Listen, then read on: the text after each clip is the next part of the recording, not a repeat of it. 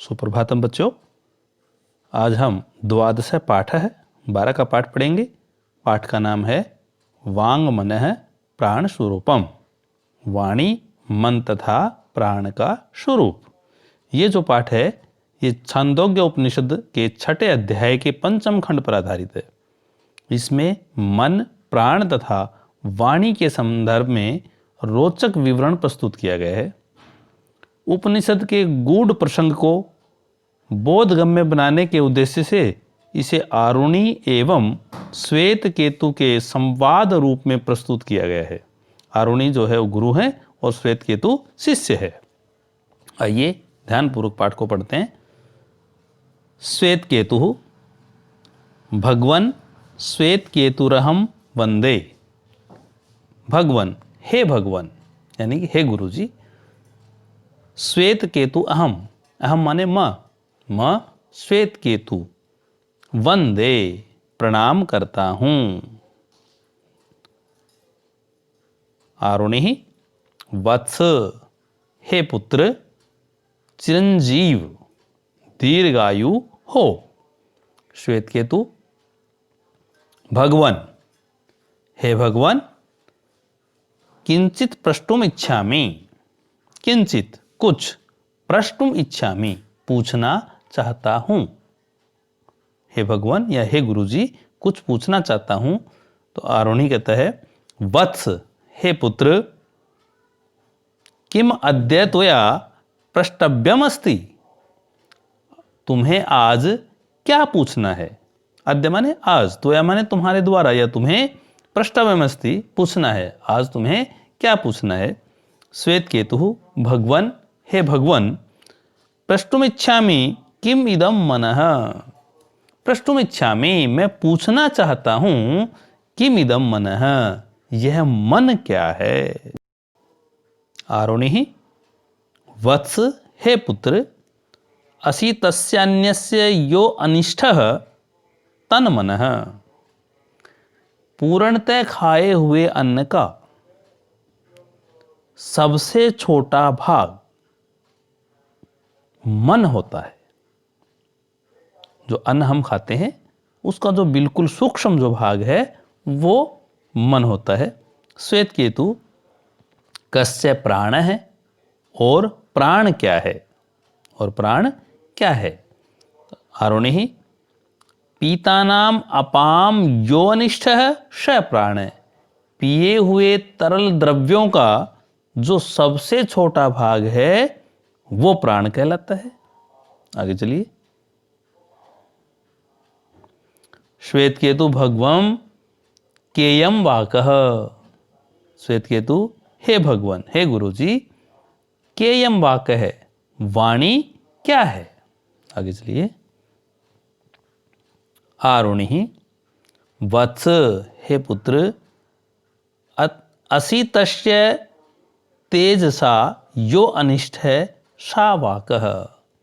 ग्रहण की गई तेजसा माने ऊर्जा का, ग्रहण की गई ऊर्जा का जो सबसे छोटा भाग है वह वाक माने वह वाणी है। सौम्य, हे सौम्य मन है अन्नमयम। मन अन्न के जैसा या अन्नमय होता है। प्राण जलमय, प्राण क्या होता है आपोमय, जल जैसा होता है। वाक च तेजोमयी भवति और वाणी तेजोमय है।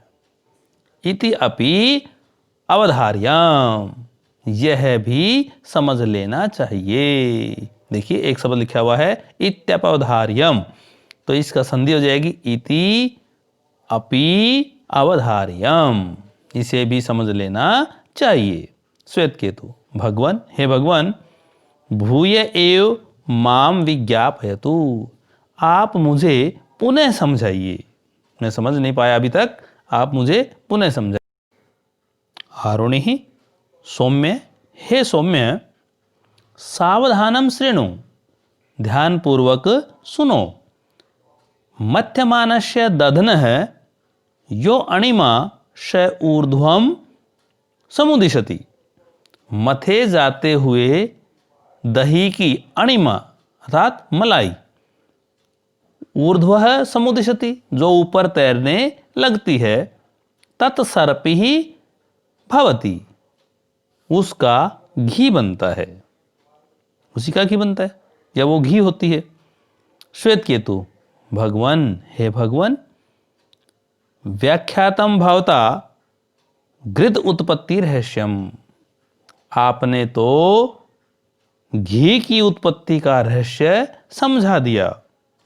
भूयो अपि श्रोतुम इच्छामि, मैं पुनः सुनना चाहता हूं। आरुणि, एवमेव सौम्यः, इसी प्रकार हे सौम्य, अस्य मानस्य अन्यस्य यो अणिमा स ऊर्ध्व समुदिशति तन मनो भवति, खाए जाते हुए अन्न की जो अणिमा, जो सूक्ष्म तत्व है, स ऊर्ध्वम समुदिशति, वह ऊपर उठता है तो वो क्या हो जाता है, तन मनो भवति, वही मन होता है। अवगतम न वा, समझ में आया या नहीं। श्वेत केतु, सम्यक अवगतम भगवन, हे भगवान, हे गुरुजी, भली भांति समझ गया हूं। सम्यक, ठीक प्रकार से, अवगतम, समझ गया हूं। आरुणि, वत्स, हे पुत्र, पीयमानानाम अपाम यो अणिमा स ऊर्ध्व समुदिशति, पिए जाते हुए जल की जो अणिमा, जो सूक्ष्म तत्व, स एव प्राणो भवति, वही प्राण होता है या प्राण बन जाता है। आगे चलिए। श्वेत केतु, भगवन, हे भगवन, वाचमपि विज्ञापयतु, वाणी के विषय में भी बताइए या समझाइए।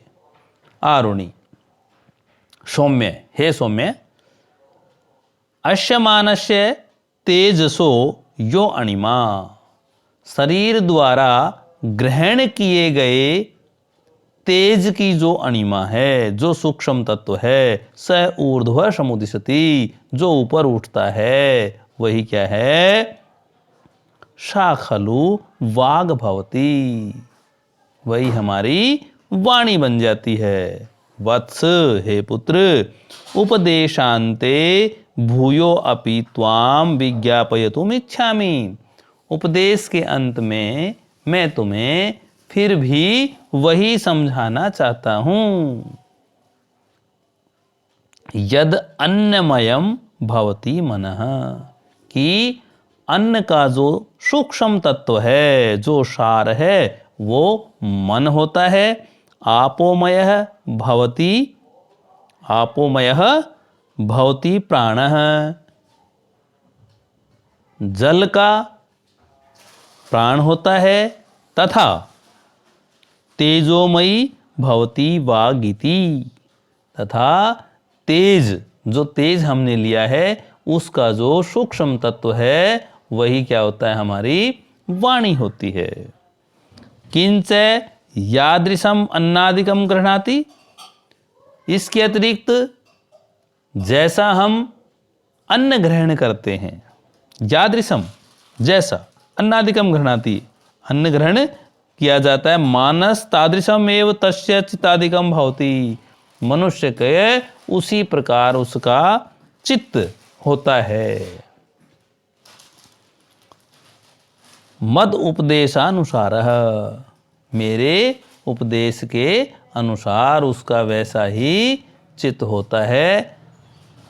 वत्स, हे पुत्र, एतत् सर्वम हृदयेन अवधार्य, इस सब को तुम अपने हृदय में धारण कर लो। श्वेत केतु, यदा ज्ञापयति भगवन, हे भगवन, हे गुरुजी, जैसी आपकी आज्ञा, ऐसे प्रणमामि, मैं आपको प्रणाम करता हूं। आरुणि, वत्स, हे पुत्र, चिरंजीव, तुम्हारी लंबी आयु हो, तेजस्विनो अवधितम अस्तु, तुम्हारा अध्ययन तेजस्विता से युक्त हो। इस प्रकार ध्यानपूर्वक पाठ को पढ़ना है, समझना है और हिंदी कॉपी में लिख लेनी है।